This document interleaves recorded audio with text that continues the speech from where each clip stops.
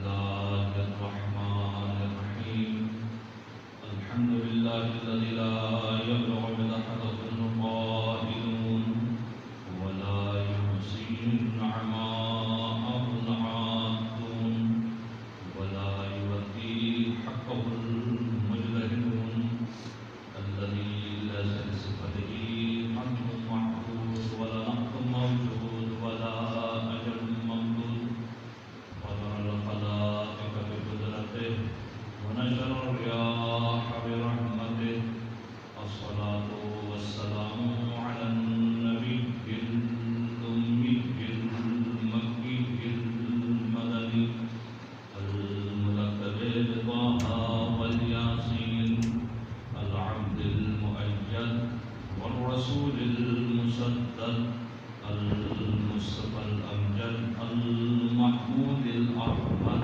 أبي القاسم محمد اللهم صل على محمد وآل محمد وعلى آل بيته الطيبين الطاهرين المعصومين المنتجبين المنتقبين لا سيما بقية الله المنتظر الحجة الثاني عشر ولعنة الله على أعدائهم أجمعين أما بعد فقد قال الله تبارك وتعالى في القرآن الحكيم ومحكم كتابه الحميد وألطف الصادقين وقوله الحق بسم الله الرحمن الرحيم أفحسبتم أنما خلقناكم عبثا وأنكم إلينا لا ترجعون صلى اللهم صل على محمد وآل محمد سامع محترم آپ کے سامنے سورہ نون کی آیت کریمہ تلاوت کرنے کا شرف حاصل کیا کہ جس میں خالق زمین و آسمان انسان کو اشرف بنانے والا یہ ارشاد فرما رہا ہے افحسبتم انما خلقناکم عبثا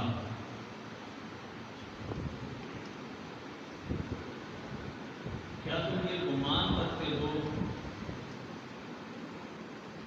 افحسبتم انما خلقناکم عبثا کیا تم یہ گمان کرتے ہو کہ ہم نے تم کو عبث کر دیا وانکم الینا لا ترجعون اور تم یہ گمان کرتے ہو کہ تمہاری بازگشت ہماری طرف نہیں ہے توجہ کیجیے گا دو گمان ہے انسان کے اور دونوں کے دونوں گمان باطل ہیں ایک گمان یہ ہے کہ فحسبتم انما خلقناکم عبثا کہ ہم نے تم کو عبث کر دیا یقینا کسی بھی انسان سے کہیں کہ انسان عبث خلق ہوا ہے بیہودہ خلق ہوا ہے بیکار خلق ہوا ہے بے مقصد خلق ہوا ہے کہیں گے نہیں دوسرا وَأَنَّكُمْ إِلَيْنَا لَا تُرْجَعُونَ اور بے شک تم ہماری طرف پلٹ کر نہیں آؤ گے ایسا بھی نہیں یعنی پلٹ کر جانا ہے ادھر کریں بس یہ انسان کا جو گمان ہے پروردگار عالم یہ بتانا یہ چاہ رہا ہے کہ دیکھو کہ ہم نے تم کو عبث خلق نہیں کیا ہم نے تمہیں کسی نہ کسی مقصد کے لیے خلق کیا ہے بلکہ یوں کہوں کہ پروردگار عالم نے ہر چیز کو کسی نہ کسی مقصد کے لیے خلق کیا ہے لیکن یہ ہو سکتا ہے کہ اس چیز کی خلقت کا مقصد مجھے اور آپ کو علم نہ ہو یہ ہو سکتا ہے یہ ضروری ہے کہ ایک چیز خلق ہوئی ہے مجھے نہیں پتا آپ کو نہیں پتا اب بتائیں کون توجہ کیجیے کہ جب کسی چیز کو خلق کیا گیا ہے تو کسی نہ کسی مقصد کے لیے خلق کیا ہے اب مجھے نہیں پتا تو بتائیں کون اور یہ تو اگر آپ اپنی زندگی اور اپنے معاشرے میں بھی دیکھنا چاہیں اپنے اس ماحول میں بھی دیکھنا چاہیں کہ ایک بنانے والا جب کوئی چیز بناتا ہے تو آپ اسے پوچھیں کہ بھئی کیوں بنا رہے ہو تو وہ بتائے گا اس لیے بنا رہا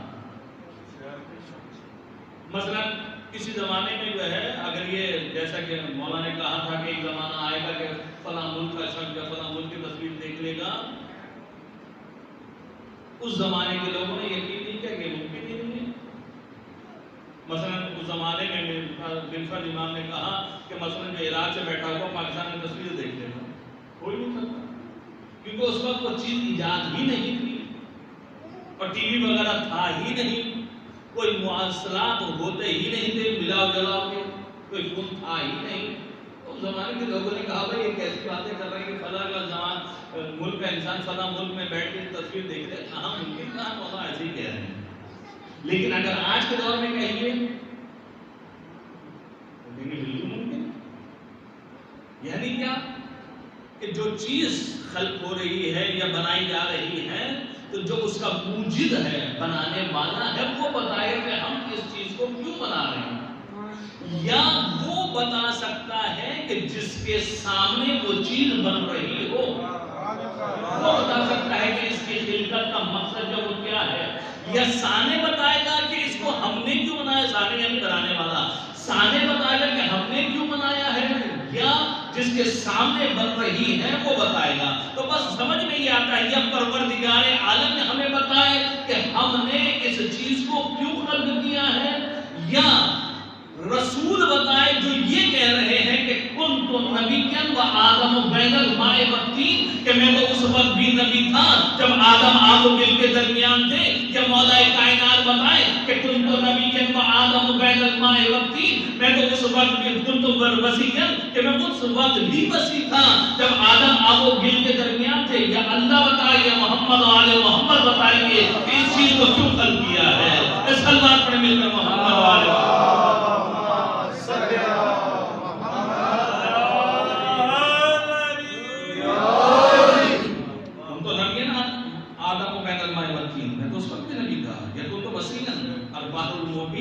اہل سنت کی تفسیر ہے، اس میں یہ روایت لکھی ہے کنت وصیا وآدم بین الماء والطین، میں تو اس وقت بھی وصی تھا جب آدم آگ و گل کے درمیان تھے۔ تو بس اب پتہ ہی چلا کہ خلقت کسی بھی چیز کی اگر ہے تو یہ پروردگار عالم ہمیں بتا دے کہ ہم نے اس لیے خلق کیا ہے، یا یہ ہستیاں اہل بیت علیہ السلام ہمیں بتا دیں کہ ہم نے اس چیز کو، پروردگار عالم نے اس چیز کو کیوں خلق کیا۔ اب میں مثالیں دے دوں تاکہ میری بات جو ہے واضح ہو جائے۔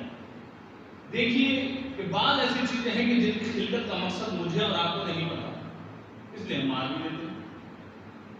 سانپ، بچھو، بھیڑ، ان تینوں میں کیا ہوتا ہے؟ زہر۔ اور جب یہ انسان کو ڈستے ہیں تو ہوتا کیا ہے؟ یا موت یا مرض، ان دو حالوں سے خالی نہیں ہے، یا انسان مر جائے گا یا انسان مریض ہو جائے گا۔ اب ان کی خلقت کا کوئی مقصد ہے؟ اگر میں آپ مجھ سے کہیں کہ مولانا ان کی خلقت کا مقصد کیا ہے، میں کہوں پتہ نہیں، تو پروردگار نے کیوں خلق کیا؟ یہ تو زہریلے جانور ہے اور انسان کو کاٹ کے انسان کی موت لاحق ہو جاتی ہے، تو یقیناً جو ان کا کوئی مقصد نہیں ہے، اس لیے وہاں جو اس لیے ہم مار بھی دیتے ہیں۔ تو عزیزان گرامی، ہمیں نہیں پتا کہ ان کی خلقت کا مقصد کیا ہے، یہ سانپ، یہ بچھو، یہ بھیڑ کو اللہ تعالیٰ نے کیوں خلق کیا ہے، لیکن آنے والا سائل آتا ہے میرے اور آپ کے چوتھے امام امام زین العابدین علیہ السلام کی خدمت میں،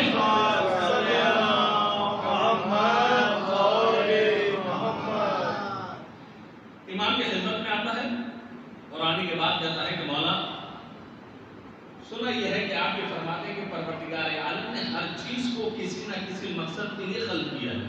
بالکل کہ مولا پھر مجھے یہ سمجھائیے کہ پروردگار عالم نے یہ سانپ، یہ بچھو، یہ بھیڑ کو کیوں خلق کیا؟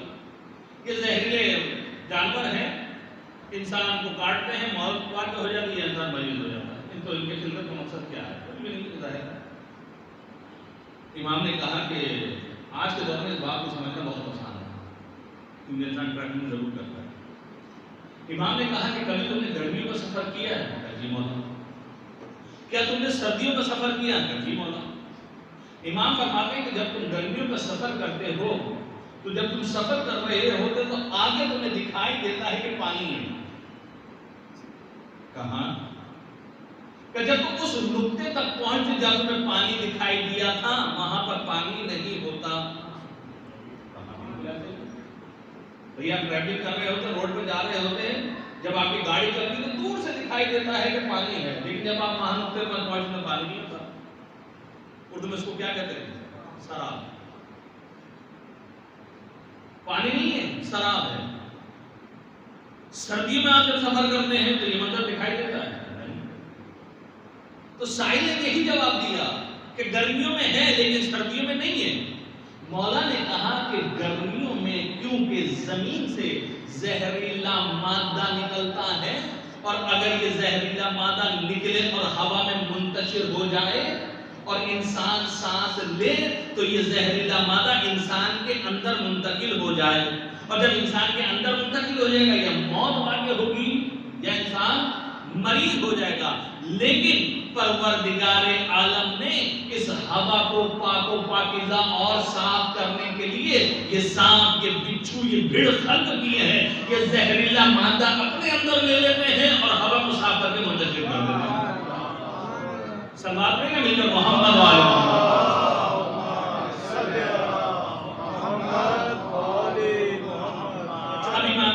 دیکھو کہ یہ جو زہریلا مادہ زمین سے نکلتا ہے، گرمیوں میں نکلتا ہے، سردیوں میں نکلتا ہے، یہ سانپ، یہ بچھو، یہ بھیڑ سردیوں میں زیادہ نکلتے ہیں یا گرمیوں میں؟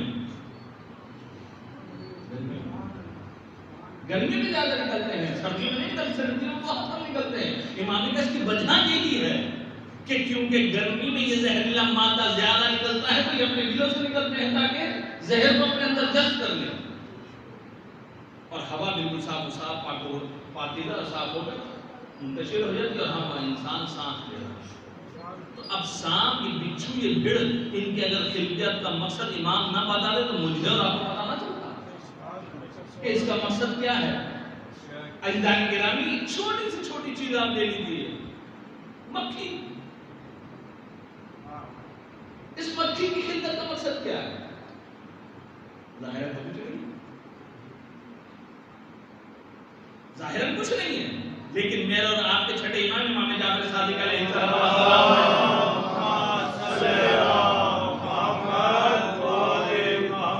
منصور دوان کے لیے سوال کیا کہ مولا پروردگار عالم نے اس مکھی کو کیوں خلق کیا ہے؟ توجہ کیجیے گا، اس مکھی کو کیوں خلق کیا ہے؟ بار بار اس کی ناک پر آ کر بیٹھ گئی تھی اور یہ اڑاتا تھا، پھر آ کے بیٹھ جاتی تھی، پھر اڑاتا تھا، پھر آ کے بیٹھ جاتی تھی، اور ایک جھٹک کر جو ہے اس نے غصے کی حالت میں کہا کہ آپ کہتے ہیں کہ اللہ تعالیٰ نے ہر چیز کو بامقصد خلق کیا، تو اس مکھی کو کیوں خلق کیا؟ تو اللہ تعالیٰ بتانا چاہتا ہے تجھ جیسے ظالم بادشاہ کو کہ تو اس مکھی کے آگے عاجز ہے، تو اس مکھی کے آگے عاجز ہے، تو اس مکھی کا مقابلہ نہیں کر سکتا۔ اگر تو ایک مکھی کا مقابلہ نہیں کر سکتا تو جعفر صادق کا کیا تو مقابلہ کرے گا؟ اصل بات میں مل کر محمد والے محمد۔ تو عزیزان گرامی دیکھیے کہ ہر چیز کو پروردگار عالم نے کسی نہ کسی مقصد کے لیے خلق کیا ہے۔ بیماری، اس کا بھی کوئی مقصد نہیں، مجھے اور آپ کو یہ جو بیماری آپ کی انسان کو لاحق ہوتی ہے اس کا بھی کوئی نہ کوئی مقصد ہے۔ یہی وجہ ہے آنے والا آتا ہے میرے اور آپ کے چوتھے امام امام زین العابدین علیہ السلام،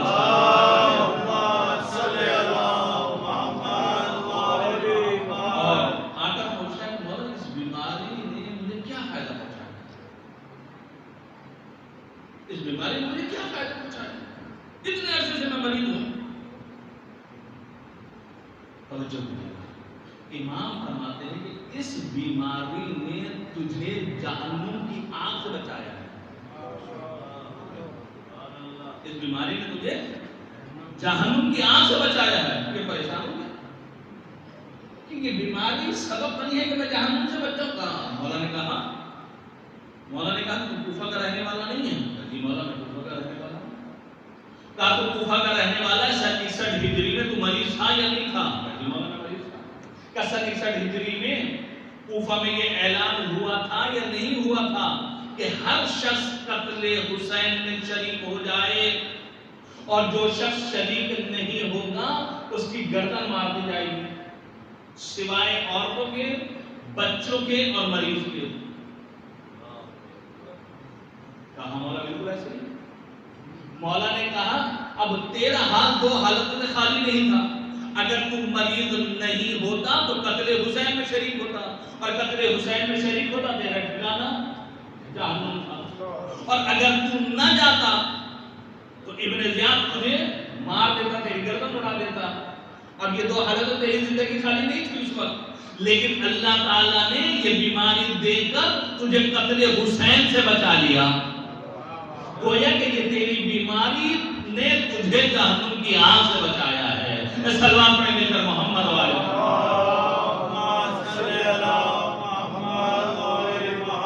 تو عزیزان گرامی، بس بات یہ واضح ہوئی کہ ہر چیز کو پروردگار عالم نے کسی نہ کسی مقصد کے لیے خلق کیا ہے. اب جب پروردگار عالم نے ہر چیز کو کسی نہ کسی مقصد کے لیے خلق کیا ہے تو یہ حضرت انسان اس کو کیوں خلق کیا؟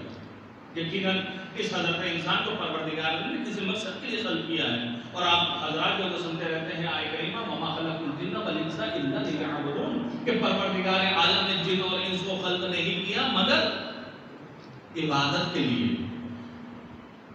اور یہاں پر علماء مفسرین نے کہا کہ اس عبادت سے مراد جو ہے اہل یعرفون ہے، یعنی معرفت کے لیے خلق کیا ہے. اس لیے یعنی گرامی مستحب ہے کہ ہر نماز کے بعد انسان کو یہ دعا کرنی چاہیے اللہم عرفنی نفسک فإنک اذ لم تعرفنی نفسک لم اعرف رسولک، اللہم عرفنی رسولک فإنک اذ لم تعرفنی رسولک لم اعرف حجتک، اللہم عرفنی حجتک فإنک اذ لم تعرفنی حجتک ضللت عن دینی، کہ پروردگار تو مجھے اپنی معرفت عطا کر. اگر میں نے تیری معرفت حاصل نہیں کی تو میں تیرے رسول کی معرفت حاصل نہیں کر سکتا. اگر میں نے تیرے رسول کی معرفت حاصل نہیں کی تو میں تیری حجت کی معرفت حاصل نہیں کر سکتا. اگر میں نے اپنی حجت کی، اپنے امام کے بعد کے امام کی معرفت حاصل نہیں کی تو ضرورت پڑتی تھی میرا بھی گمراہ. یعنی کیا؟ معرفت توحید، معرفت رسالت، معرفت امام. پہلے معرفت پروردگار عالم ہے. اس لیے امام حسین علیہ السلام نے ارشاد فرمایا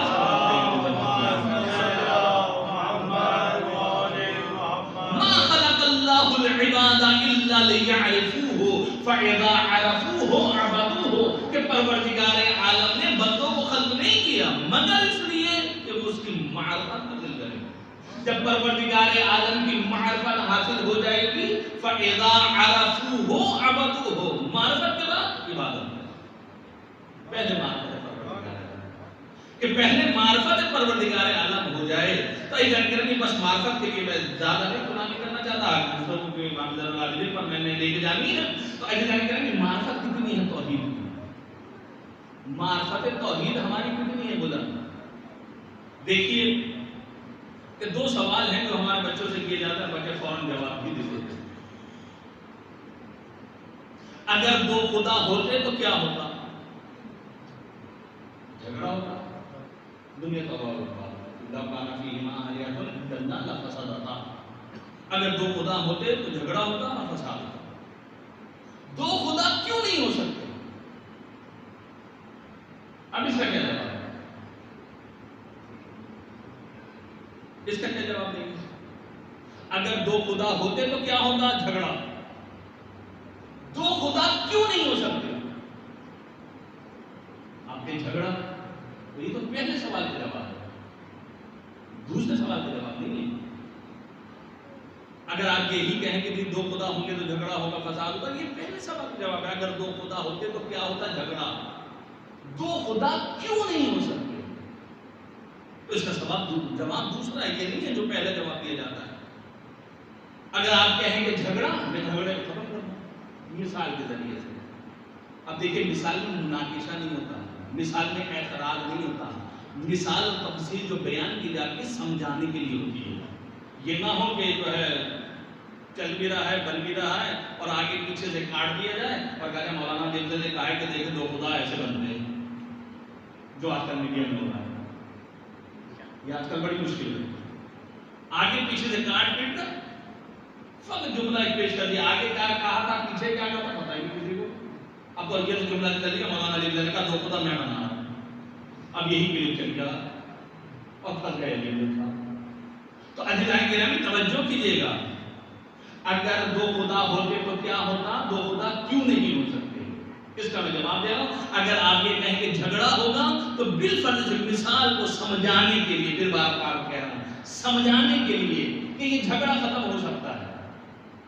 دو خدا ہوگا اس طریقے سے مثلا ایک الف خدا ہے، ایک بے خدا ہے، اور دونوں نے یہ ایگریمنٹ کیا اور اسٹامپ پیپر پہ رکھ لیا ہے کہ الف کو بے نے یہ کہا، بے نے الف سے یہ کہا کہ 5 سال آپ کی حکومت چلے گی، ہم کچھ نہیں بولیں گے، کچھ نہیں بولیں گے، آپ کی حکومت سیاہ کریں سفید کریں آپ کی مرضی، ہم نہیں بولیں گے۔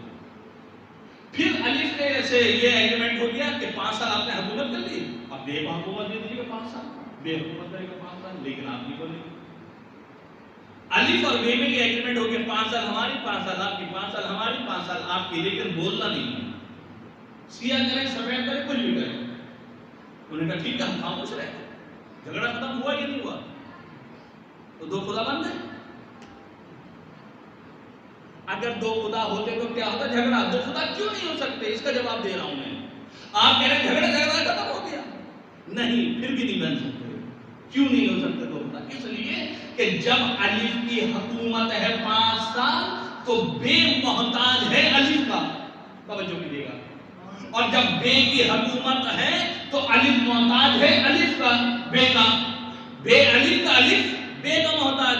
اب جہاں پر احتیاج آ جاتی ہے، جہاں پر محتاجی آ جاتی ہے، وہاں پر بندگی ہوتی ہے، خدائیت نہیں ہوتی۔ اور اللہ تعالیٰ قرآن مجید میں کہہ رہا ہے انتم الفقراء واللہ هو الغنی الحمید، کہ تم فقیر ہو وہ غنی حمید ہے۔ سلوات پڑھیں مل کر محمد و آل محمد۔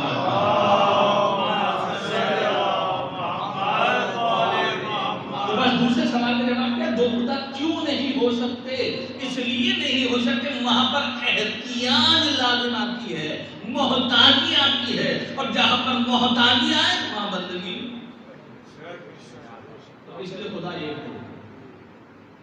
اب الہی کرام بچپن سے الحمدللہ رب العالمین سنتے ہوئے آ رہے ہیں اللہ ایک ہے، اللہ ہر جگہ ہے، اللہ دیکھ رہا ہے، ایسا ہے یا نہیں؟ اور ایسا کہ ہمیں شعور بھی نہیں تھا، ماں نے باپ نے گود میں لیا، 4 انگلیاں بند کروائی، 1 انگلی کو اٹھوا دیا کہ کہو کہ اللہ ایک ہے۔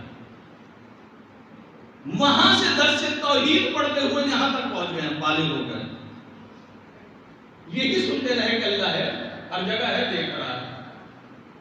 اگر یہ عقیدہ ہے کہ اللہ ہے، ہر جگہ ہے، دیکھ رہا ہے، تو سوال یہ پیدا ہوتا ہے کہ تنہائی میں گناہ کیوں؟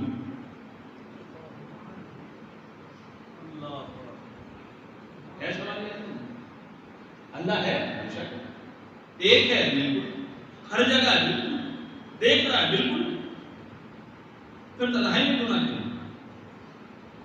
آج کل تو کھلونا ہر ایک کے پاس ہے، مثلا میں جو ہوں تنہا بیٹھا ہوں اور دیکھتا ہوں، اور ایسی چیز دیکھ رہا تھا کہ آپ کو پتا نہ چلے، جیسے ہی آپ آئے میں نے بند کر دیا، اب بند کر کے رکھ دیا، اور پہنچے بھی آپ اچانک، ظاہر جب اچانک پہنچے تو میرا حال ہوگا وہ آپ کو پتا، پیچھا نظام پڑھ گیا، مولانا کو دیکھ رہے ہیں، مولانا نے چھپا دیا،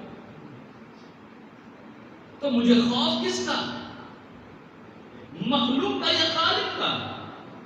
اگر خالق کا خوف ہوتا چاہے آپ آتے یا نہ آتے میں نہ دیکھتا، تو مجھے خالق کا خوف نہیں مخلوق کا خوف ہے۔ سلمان پڑھیں مل کر محمد و آل محمد۔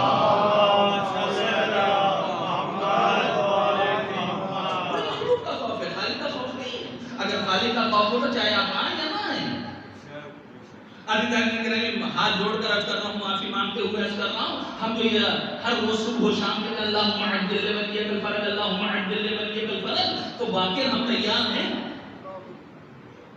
امام کو جو ہم بلا رہے ہیں ہم تیار ہیں؟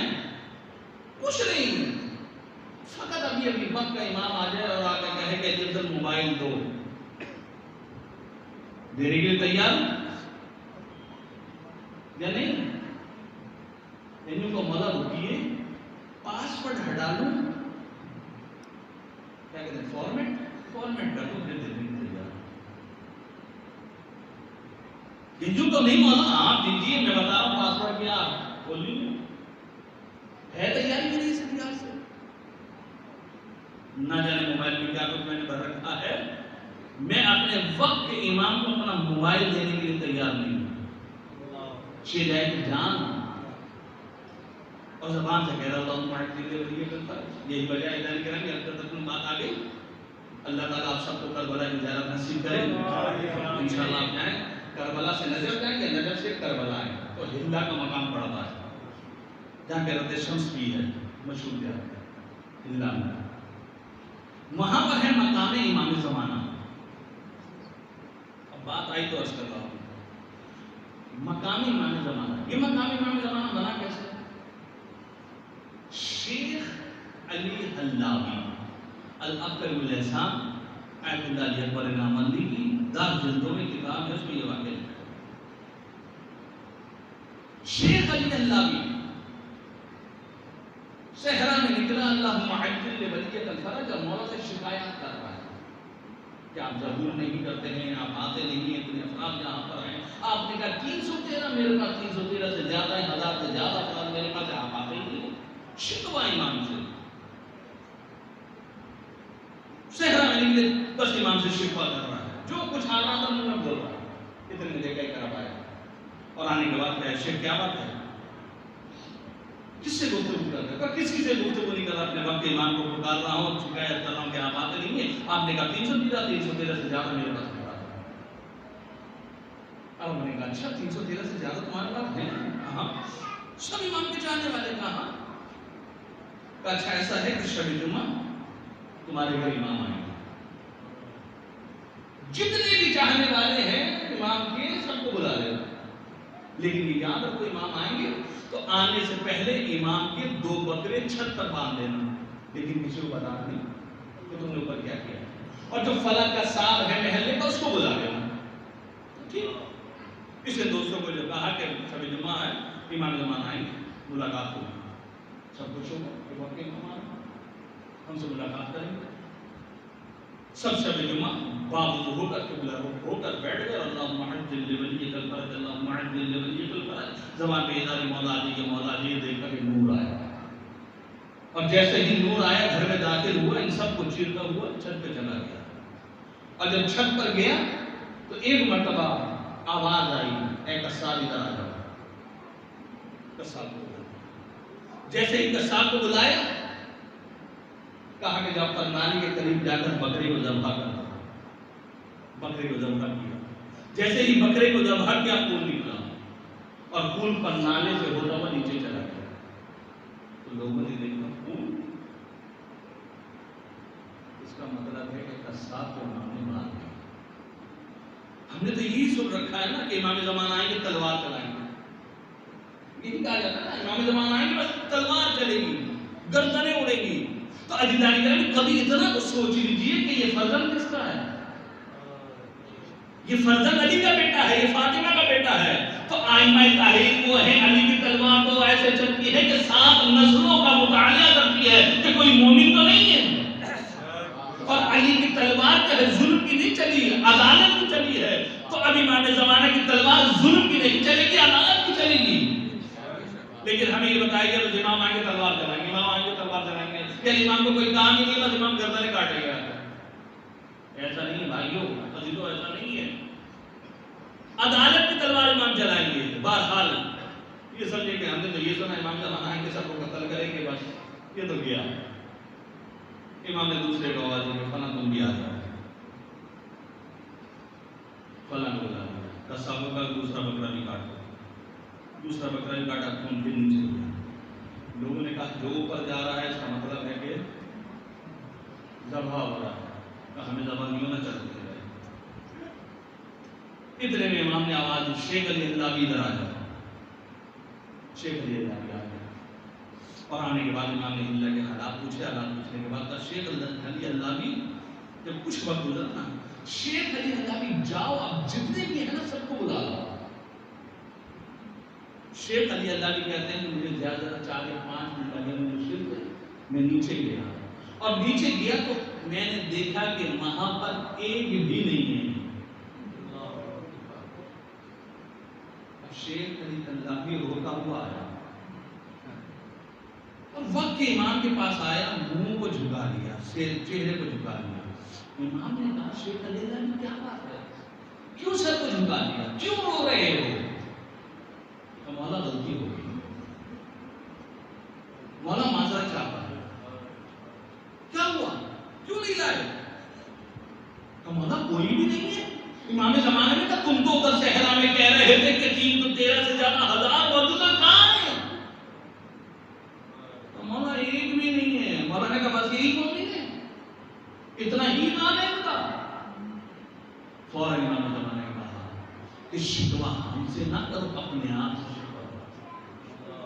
کتنا ہم تیار ہیں.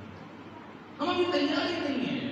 اس لیے میں نے کہا ایک چھوٹا نہ موبائل ہماری زمانہ کو دینے کے لیے تیار نہیں ہیں ہم کہ چاہے کہ زندگی اپنے دینے کے لیے تیار ہے. معرفت ضروری ہے اللہ نے. معرفت حاصل کیجیے, توحید کی معرفت, رسالت کی معرفت, امامت کی معرفت. اگر یہ معرفت ہوگی تو پھر ہم کچھ آگے بڑھیں گے. پھر مرحلہ عبادت آئے گا. اب یہ ہماری معرفت توحید, میں تو رسالت اور امامت کی بات ہی نہیں کرتا, لیکن تو ابھی ہمارے امام توحید ہی پختہ نہیں ہے. فقط توحید کے متعلق ہم کچھ نہیں جانتے. فقط یہ تو ہے کہ اللہ ایک ہے, ہر جگہ دیکھتا ہے, لیکن یہی عقیدہ ہمارا نہیں. ظاہر ہمیں ایسا لگتا ہے کیونکہ یہ ہم جو گناہ کر رہے ہیں, یہ جو ہم جھوٹ بول رہے ہیں, یہ جو ہم حسد کر رہے ہیں, یہ جو تکبر رکھ رہے ہیں, یہ کس بات کی دلیل ہے؟ کس بات کی دلیل ہے؟ تو اس پر یقین ہے. اگر ایمان ہوتا تو یہ چیزیں نہ ہوتی. بس یہ ایمان میں کمزوری ہونا کیا ہے؟ ایمان میں کمزوری نہ یہ بھی ہے کہ ہماری ابھی توحید پختہ نہیں ہے. توحید پختہ ہوگی تو رسالت بھی پختہ ہوگی اور ولایت اور امامت بھی پختہ ہوگی. صلوات پڑھیں مل کر محمد اللہم صلی علی محمد وآلہ محمد. بات یہاں سے نکلی کہ پروردگار عالم نے ہر چیز کو بمقصد خلق کیا. حضرت انسان کو خلق کرنے کے بعد فتبارک اللہ احسن الخالقین کہا, انسان کو اشرف اور افضل بنایا, احسن بنایا انسان کو, اور کسی نہ کسی مقصد کے لیے خلق کیا. وہ مقصد ہے معرفت اور عبادت, اور یہ معرفت اور عبادت کو اگر سمجھنا ہے تو اس کلمے کو بس سمجھنا چاہیے کہ جو آپ کسی کے مرنے کے وقت, جیسا ہے ضمیر اختر صاحب کا انتقال ہوا, اس دنیا سے گئے, جیسے خبر صاحب نے سنی ہوگی, زبان پہ جملہ آیا ہوگا, اِنَّ لِلَّهِ وَإِنَّا إِلَيْهِ رَاجِعُونَ. کیا مطلب؟ یہ جملہ کہہ کر آپ دو مسئلہ توحید کو حل کرتے ہیں, دو اصول دین کو حل کرتے ہیں. ایک ہے توحید اور ایک ہے معاد, کہ ہماری ابتدا خدا, ہماری انتہا خدا. یعنی آئے وہاں سے پروردگار عالم کی بات سے, جانا کہاں ہے؟ پروردگار عالم کی بارگاہ میں ہم اٹھائے جائیں گے. تو عزیزان گرامی, ابتدا خدا, انتہا خدا, تو درمیان کیا ہونا چاہیے؟ وہ بھی خدا ہوتا ہے. اس لیے مولا کائنات علی ابن ابی طالب علیہ السلام نے ارشاد فرمایا, صلی علی محمد وآلہ محمد. رحم اللہ امرأن علم من عین فی عین الی عین. مولا فرماتے ہیں کہ اللہ تعالیٰ اس بندے پر رحمت نازل کرے کہ جو یہ جانتا ہے کہ من عین کہاں سے آیا ہے, فی عین کہاں پہ رہ رہا ہے, الی عین کہاں جانا ہے. آیا کہاں سے, رہنا کہاں ہے, جانا کہاں ہے. تو عزیزان گرامی, اب رہنا جو ہے کیسے رہنا ہے اس دنیا میں, آئے تو وہاں سے, جانا بھی وہاں ہے, تو دنیا میں کیسے رہنا ہے. تو عزیزان گرامی, ایک شخص کیا غلام خریدنے کے لیے, خلاصہ اس کروں سامنے وقت میں گنجائش زیادہ نہیں, تو ایسا کہ وہ غلام خریدنے کے لیے گیا. توجہ کیجیے گا اس بات کے اوپر, غلام خریدنے کے لیے گیا, اور جب غلام خریدنے کے لیے گیا, کہا کہ میں نے تیری بڑی تعریف سنی ہے تو میں تجھے خریدنا چاہتا ہوں. کہا تیری مرضی, تجھے خریدنا چاہتا ہوں. کہا تیری مرضی. کھائے گا کیا؟ تیری مرضی. کب پہنے گا کیا؟ تیری مرضی. رہے گا کہاں؟ تیری مرضی. یہ جو مالک خریدنے کے لیے آیا تھا پریشان ہو گیا کہ یتیم غلام, میں اس سے سوال کر رہا ہوں, تجھے خریدنا چاہتا ہوں, تیری مرضی, کیا کھائے گا تیری مرضی, کیا پہنے گا تیری مرضی, کہاں ہے کا تیری مرضی. یہ تیری مرضی میری مرضی کیا مجھے سمجھ نہیں ہے. کہا اے غلام تیری بڑی تعریف سنی تھی, تو کیا جواب دے رہا ہے, تیری مرضی تیری مرضی تیری مرضی تیری مرضی.